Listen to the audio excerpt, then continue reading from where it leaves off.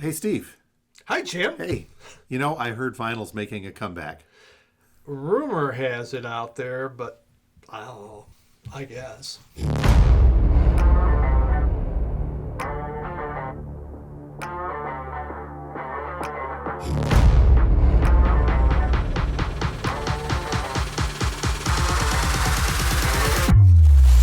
So this is the premiere episode of our new venture here, a podcast called Two Guys Talking About Records.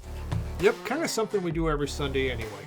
Pretty much. So we might as well just record it and put it out there for everybody to hear. Yes, exactly. Oh, boy. Now, the subtext on this is it is a vinyl community podcast. Yeah. So, and this is something that you're really big in, and I'm kind of on the periphery. But what is vinyl community for those out there that are not quite sure? It is a community. I don't know how many people are in it because it's worldwide, which is kind of the cool thing. Most people don't have channels, but they're part of this vinyl community. They have their own handle or whatever, and they go into all these different videos that are posted daily, weekly, monthly, however the creators do it. And so, there's just thousands and thousands of people. And so for those with channels, this is your opportunity to talk to people around the whole world that collects records. And that's probably the most exciting thing I find about it. And it's not necessarily just a YouTube thing or a Facebook thing. I think there's a tag on Twitter. It's basically a social media centric. Very much so. Absolutely. And it's just that spot. And everybody has their own take with collecting or doing things. And from thrifting to only buying the most expensive pressings, And so it's all over the place. Something for everyone. So when we decided to start doing this together and come up with a podcast, the most simplistic name is Two Guys Talking About Records. That's what we do. Yes. I've thought back trying to think of how long you've been coming into the record store here. God, wow. And it's usually a Sunday thing for us. It is. It is absolutely Sunday at noon. I'm just a creature of habit. It's scheduled in. I'm going to the record store every Sunday. Tell my wife I'm going to the record store, and she goes, "Thank you." And away I go. Just got some time there. Yes. But it's been, I think, pre-pandemic. Yep. We started the store here in 2017, and you probably started coming in a little bit after that. I did. It took me, I would probably say around 2018, I began coming in. Okay. And then it just became a weekly, almost immediately. Good thing we're open on Sundays. Yes, it is. That also helps. It's my one day I really have off, so yeah. On that note, though, I do remember, I think one of the first records you got from here, do you remember it all? No, I don't. I think it was a Spaceman 3 that came from my personal collection when I was in college. That's right. Yes, it was. God, I lost that cover. But yes, I didn't know. I knew the name, but I didn't know the music. And yep. Became a huge, and that was the thing, is you really had a lot of really neat records. And I've been collecting records for years, but I never really knew about pressings or anything like that, because that was never part of record collecting. You just bought records and CDs, yeah. And that was it. And by getting to know you, and then through vinyl community, you learn subtly there's this Discogs, and all these records have different prices. Because I would come in here, I'd look, why is that thing so expensive? I can get that for $5 at a thrift store, and it's a pressing. Well, and that's kind of the things that I think we're going to cover down the line in this podcast. I've been using Discogs for a few years prior to opening up the record store in 2017, and I don't consider myself a pro end user. I know there's some people that are tremendously what's the word I'm looking for? Fixated on getting everything right in Discogs. Yeah, I'm not. But I do think I'm a power user of it, because we use it for our inventorying here at the store, sure. As well as my personal collection. Yeah, and I have everything put in Discogs too. It's all in the right. To try to do a Pink Floyd album can take you 2-3 hours. It's just like grueling. It is. But these are some topics for down the line. Yes. And first up, we're kind of establishing our bona fides, if it were here. You've been collecting the most part of your life. Probably 50 years. I would say I began as an early teenager buying 45s. You know, I had paper route money, and I switched over from baseball cards to 45s. That was the big change of my life around 1971. Okay. And then from 45s, you join Columbia Record Club, and they give you 13 albums for a penny, and suddenly you got a record collection. And then it just went on from there. And I'm only a little bit behind you. Mine would have been into the early 80s, you know, before I started. We had records in the house all the time when I was a kid. You know, I remember my folks listening to things like Kenny Rogers and Elvis and the like. But by the time I got into high school in the early 80s, you know, I discovered, oh, there's this thing called heavy metal. Okay. So listening to Judas Priest and Def Leppard and Rush, of course. Yeah. My parents had Bach, Glenn Miller, Peter Gant. We had maybe 20 albums. And of 5 kids, I was the only one buying records. So it was my thing. And I think for both of us, record collecting has been a big part of our lives, up and down, depending upon where you are. You know, into college, I had a smaller collection because I'm living on campus and then in apartments for a few years up in Marquette. But then it started to grow. And then as I got out of college, I waned a little bit, but then picked back up. And then I got kids, and then it went back down a little bit. So now I'm to the point where, hey, I own a record store, so I can kind of consider this my collection. Yeah. But I just sell some of them. Yeah, it's a cool collection you got too. It's the dream of everyone that has a record. Until you get the record store, they go, God, there's a lot of work to this. It is. But it's a lot of fun at the same time. But at the same time, you've had some up and downs, and we can get into this down the road in episodes as well. But the biggest being the flood of 20. Yeah, it was. You know, you'd had, 40, 50 years of collecting, so up to 12,000 CDs and albums, and, 7 feet of water. They float, but the covers just don't last, so I was starting over again. But I learned a lot. You have, and there's a way to restructure how you collect at that point. Absolutely, and not a week goes by here at the store where we get customers coming in, either new or people that have been in a few times, that say, "Oh, I got rid of all my collectors or all my records at one point, and I'm trying to rebuild, or I lost them, or they were stolen, blah blah." And for me as well, we moved out of the Upper Peninsula in 1997. Wow, getting my dates mixed up. Yeah. And when we left, I pared down my collection by about 2/3. Okay, just because I didn't want to move them that far. Do I regret that? Yes. Yeah, you got just. I mean, you must have got rid of some really cool stuff because your collection's pretty awesome. I did, and I don't know as if I'm rebuilding that collection, because there's a lot of 12 inches because I worked radio at the time. Sure. A lot of promo stuff, which I do miss. Yeah. It's some things that I offloaded when we started the store because we needed that bump to get started. Yeah, and you're right. It's not necessarily said rebuilding your own collection, because you kind of go in a new direction. I found, for myself, it's a whole new direction that I've gone with collecting, and totally different outlook on it.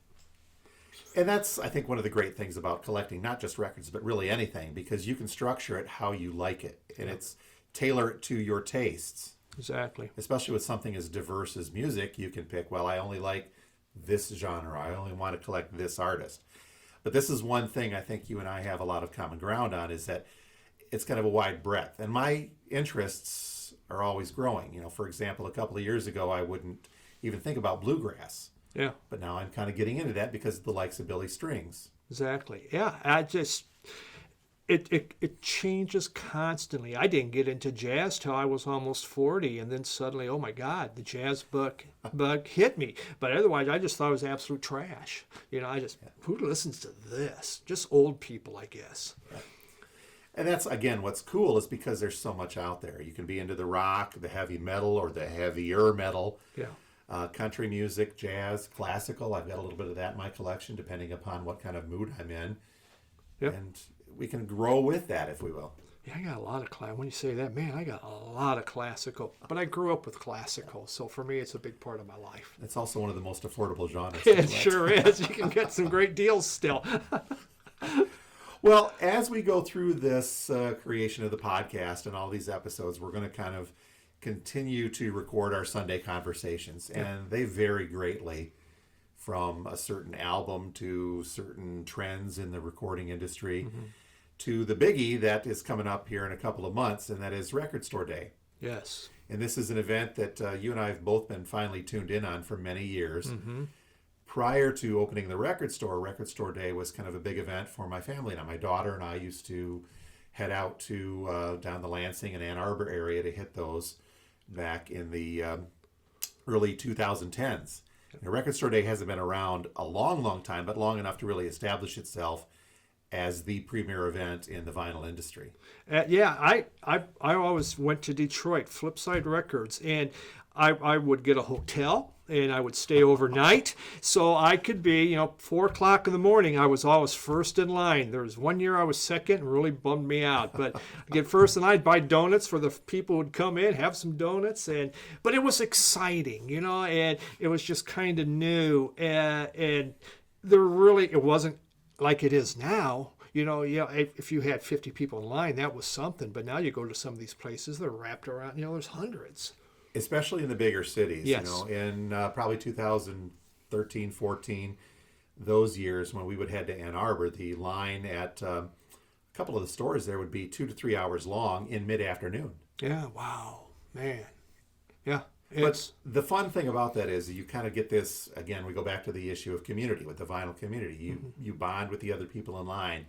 And I know that our customers here, when they wait in line for Record Store Day, they have fun. They talk about music. They talk about records. They talk about collecting, and it's really kind of a communal experience. It is. Absolutely. Yeah. And when you're out there for 4 or 5 hours, you got a lot of time to do that, and you just hope for good weather. And well, especially here in Michigan, April could be anything from 30 degrees and snow to 90 degrees. Yep, not at all.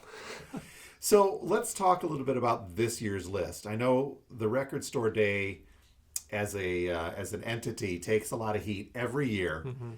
But this year, it seems like the list it feels different. I know that they've shifted it over time to try to draw in younger people into the recording by having different artists. And so when you do that, you're going to get some older curmudgeons saying, we're doing some more classic rock or this. But where's the Jimi Hendrix? Yeah, they do have doors, but they've had to go down to 3-inch. We've released everything. Now let's just give them 3 inches. That is an interesting one. But I'm hearing more positive feedback this time around, this year, because the list is expanded to, it's several hundred releases. Yeah, 8 pages. 10 pages there is what we're looking at when you print out the PDF. And it really is everything from, I think there's even some classical, but there's some jazz on there, lots of rock, lots of new artists. I was surprised in the new artists. And quite honestly, Jim, when I looked at this, I just thought, this sucks. I mean, I just wasn't, I was like, And I found a few things. But then when you sit and you actually start looking at this stuff, it's these little gems. There's little golden gems in there that you just might not think about. I go, oh my God, that is so cool. And you pull up some samples and you go, wow. In some of these titles as well, I find you have to do a little bit of digging to get to the details. Yes. The one in particular I'll call out is the Violent Femmes. It's an anniversary reissue of the Violent Femmes, self-titled, great album.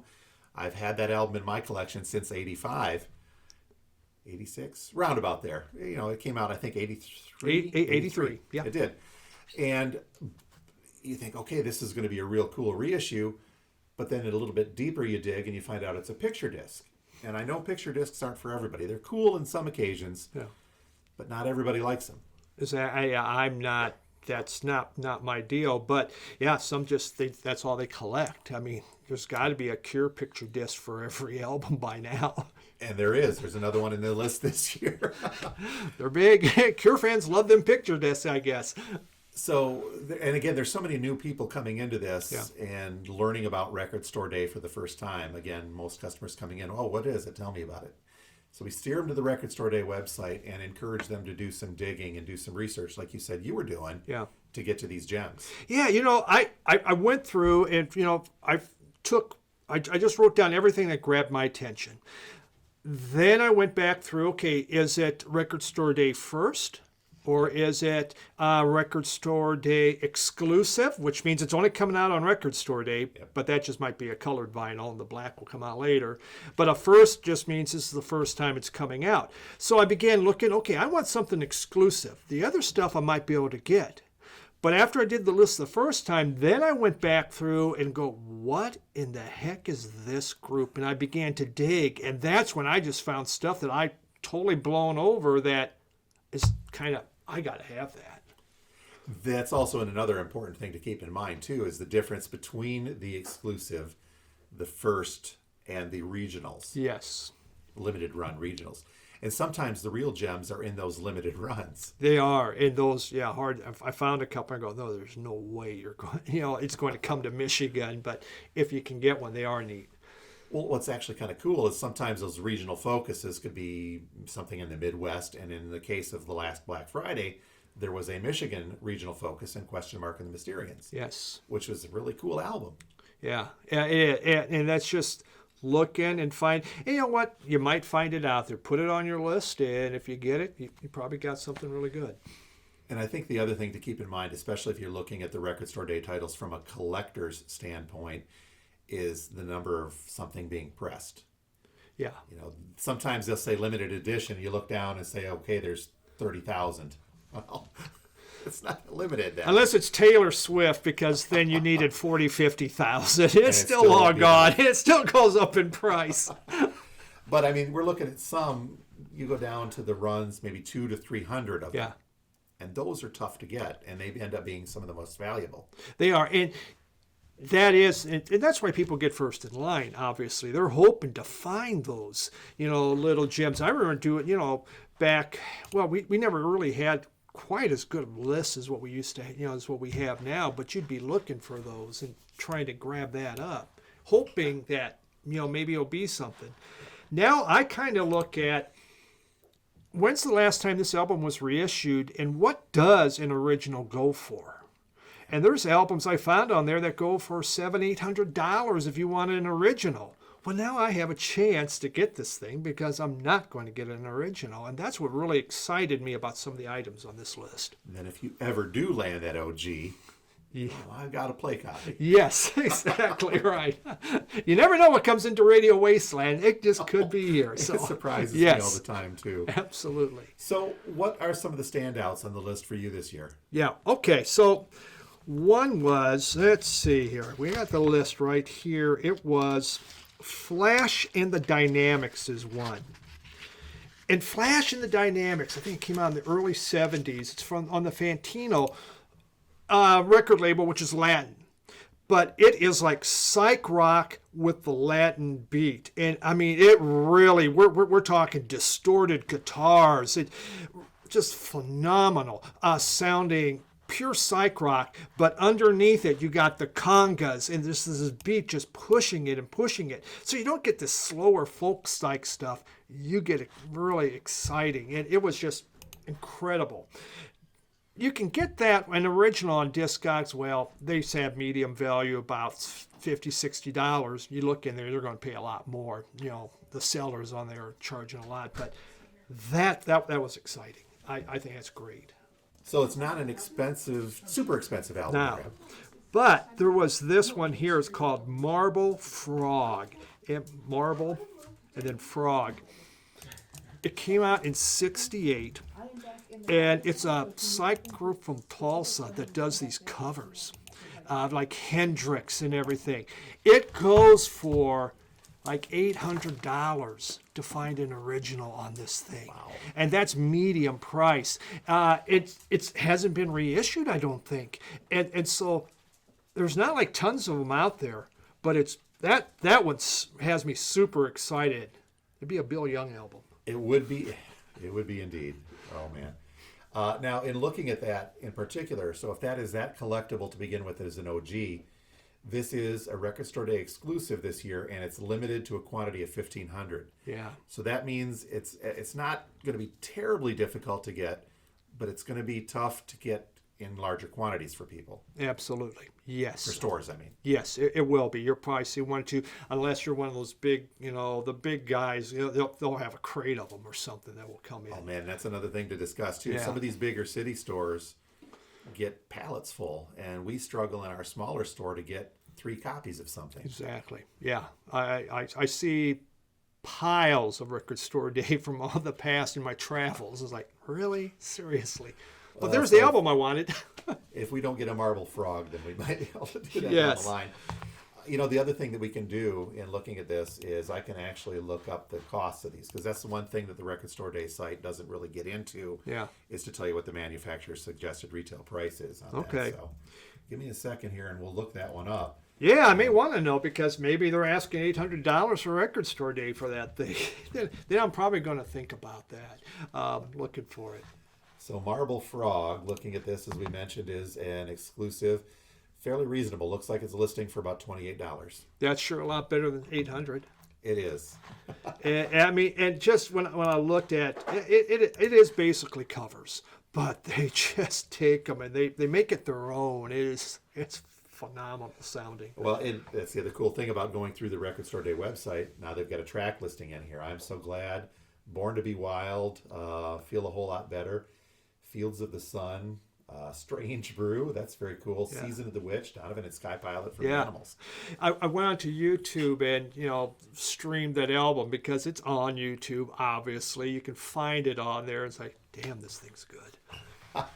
Well, what else is popping your interest on that list? There was it's called Galt Mark Dermott. Galt Mark Dermott. He is a Canadian composer. He came up with he created Hair. He wrote the music for Hair. Okay. But he did in the 70s or 69. It's supposed to be a soundtrack, but never happened. And so it's just, again, this psyche kind of a soundtrack. It's kind of wild and really out there, but very, very listenable, and just has a groovy feel to it. Okay. It's just, again, I never would have thought about it, and I saw it and I go, God, that looks neat. Now that one is listed as an RSD first, so that means that it will get reissued Yeah. at some point down the line. And 1,750 is the pressing on that one. Okay, so again, not a lot of them. You'll get in a few of them. I think a lot of people, there's that Chet Baker. They're going to go for Oh, yeah? that. That was really the last, I think that came out in 59. And at that time, West Coast jazz was kind of dying out. And he was so hooked on heroin by then that, he was starting to lose it. He, in the, late 60s, he was trying to score drugs. He wasn't paying, so he got punched and they busted out all his teeth. Tried to play a trumpet with no teeth. It pretty much ruined a career. They figured something out, but yeah. Now, there's 2 Chet Baker releases on the RSD list. One is just a reissue of Chet. That's the one. Okay, that's the RSD exclusive with 6,200. I believe it's mono. Okay, and then there is a Chet Baker Blue Room, the 79 Vera Studio Sessions, double LP as an RSD first, pressing of 3,000. Okay. So there's 2 Chet. But Yes. You're looking at the reissue of his album. Yeah, the Chet, because I think they said it's never been reissued in mono before that I'd read. And I think a lot of folks are going to get excited. I'm kind of on the fence on that one. Is it something I really need and I'm going to listen to a lot? It's one of those FOMA, fear of missing out, because it is going to be, for a lot of people, that's going to be big on the list. Okay. What about rock? Anything newer that you're seeing? As far as newer, I was looking, there was the Rich Kids, but that's old. That's from 78, and Rich Kids was a punk. That's when Glenn Matlock got kicked out of the Sex Pistols. He started a group with Midge Uru. Midge Urge? That guy? Midge Ure. Yeah, Ure. Yeah, there we go. URE. Yeah, so they formed a group called the Rich Kids, and they put out only one album, and this is it. Okay. So is it a great punk album? No. Is it kind of significant? Seminal. They had one, maybe one hit on there, but that one caught my attention. So that goes on your list. If I get it, cool. Yeah. If I don't, it's all right. I did want a Dio picture disc. And we've already, We joke about that because it seems every record store day and Black Friday there's a Dio picture disc. And there is not this year. there's not. I mean, it's just like, There- what has happened to our world? There is a Dio release. Yeah. Hang on, let me see if I can find that. There it is, live in Fresno, 1983, double LP, pressing of 8,000. So no Dio picture disc this time, Yeah. but another live one. They're really kind of going through that live library and releasing a lot of stuff from Dio. And I found out, I think on the list, there is so much live on here Yes. because it's never been released, or EPs. And, you got to kind of look at that. I've backed away a little bit about the live just because I try to think, how often do I listen to a live album? Yeah. And it's not that often. I think the complete benchmark for live albums is how rare a performance is it. And that's why bootlegs have been so popular, is because they, especially if they're bad quality, but they capture the rarity of a performance. True. So how rare is the performance of a live? Now, I'm a Rush fan, and so I've got a lot of live Rush, and technically they're all very good, but how much live Rush can you have? Yes. I got that problem with the cramps. How many cramps do you need? And then they just start changing the cover and reissuing it again. You buy it, go, wait a sec, I got this one I've already. got this. It's the Yeah. same thing with Pink Floyd. We can talk about boots and the live stuff Yeah. further down the line. So on my side, one of the biggies for me to try to get, and even as a record store owner, I'm not guaranteed because I got to follow the rules. Yeah. And that is the Verve pipe. All right. Now, a lot of folks will roll their eyes, but that is kind of a guilty pleasure. But the Verve pipe's got kind of an emotional attachment for me and my wife as well, because we were married in 1992 before the Verve pipe were famous, and we were honeymooning on Mackinac Island. Uh-huh. And one night we're just kind of walking around the streets down in Mackinac Island, rather, and I heard a live version of the Violent Femmes being covered coming from a bar. The music wafting up with all the horse smell.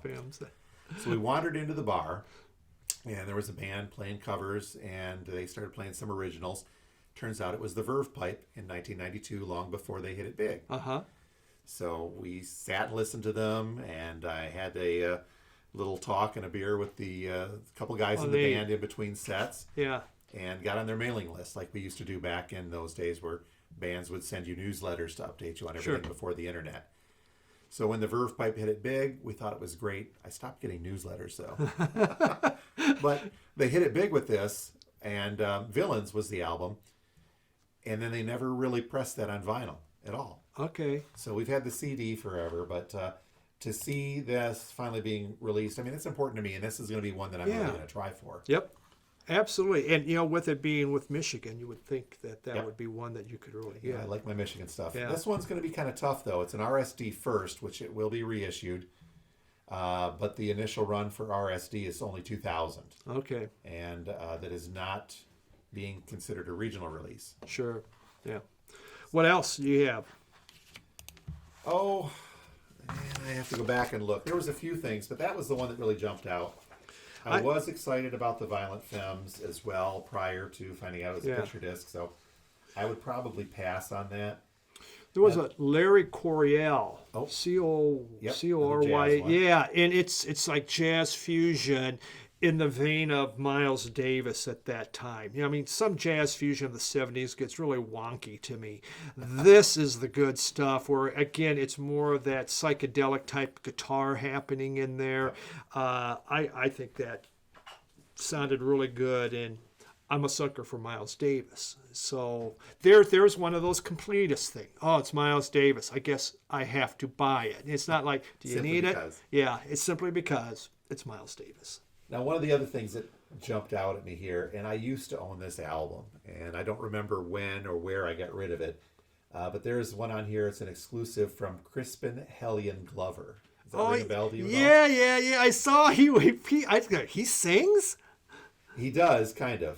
Now, if you're unfamiliar with who dropped the Hellion, and Crispin Glover is an actor. He was most famous for being in the Back to the Future movies until they replaced him for being a little Odd. Yeah.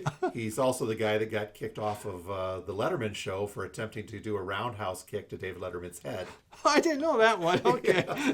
So, and this album was released in the 80s. I do remember that from my college radio days. It's called The Big Problem, The Solution, Let It Be. And this is being reissued from Real Gone Music. And as I remember, it's as out there as Crispin Glover's personality. Wow. All right. I'll have to see about pulling up a sample just to see what that thing sounds like. It's not as kind of far out like David Lynch album. Not quite that. Okay. Not quite that 'Cause I far. really like Lynch. So I think, what else was out here? But Generation X was putting out one, yep. but I kind of looked and go, I might be able to get an original for around, that's just one of those where an OG, and I've seen them come into your store once and in they a while. do. They're not expensive albums when Yeah. they come through, and maybe in the $10 range and really nice condition. Yep.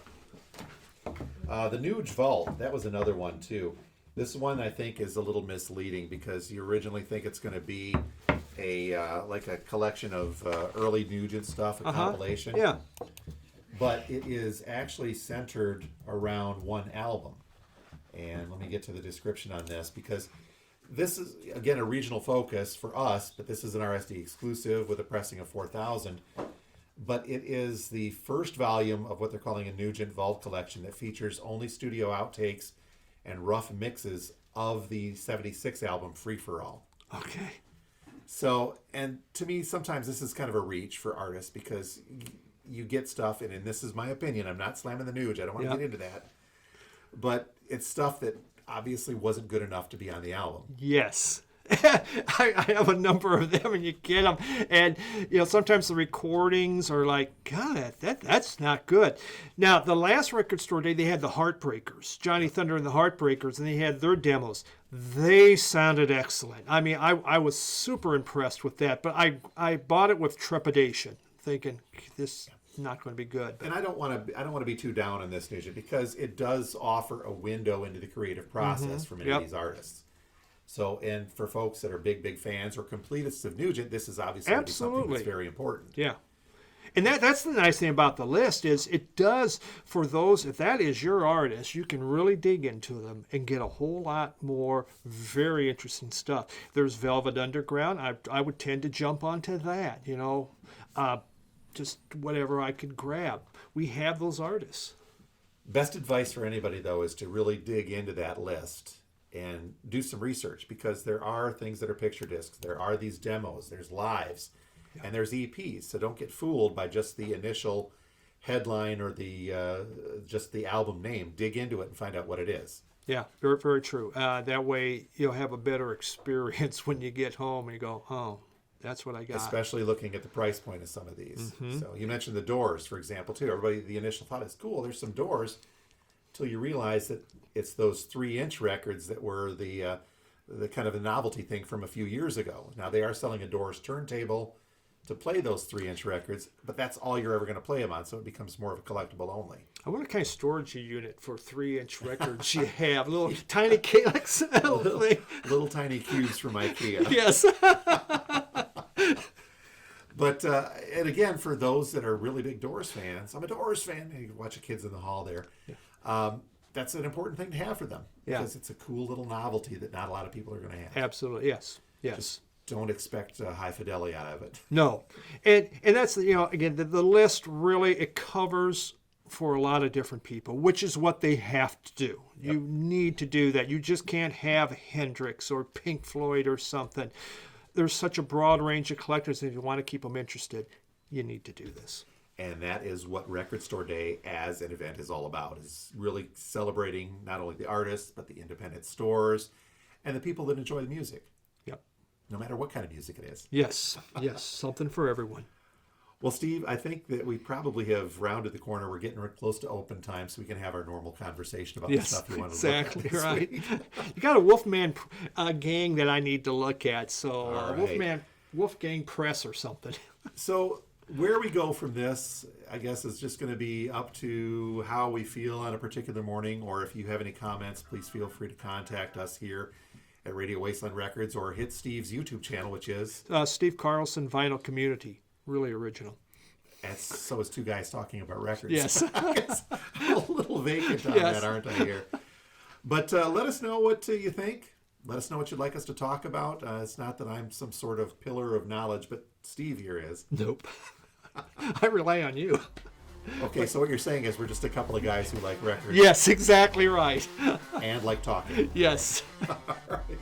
Well, Steve, thank you very much. And we'll do this again. Hopefully every Sunday we'll start recording these episodes. Fantastic. All right. Thanks, Jim.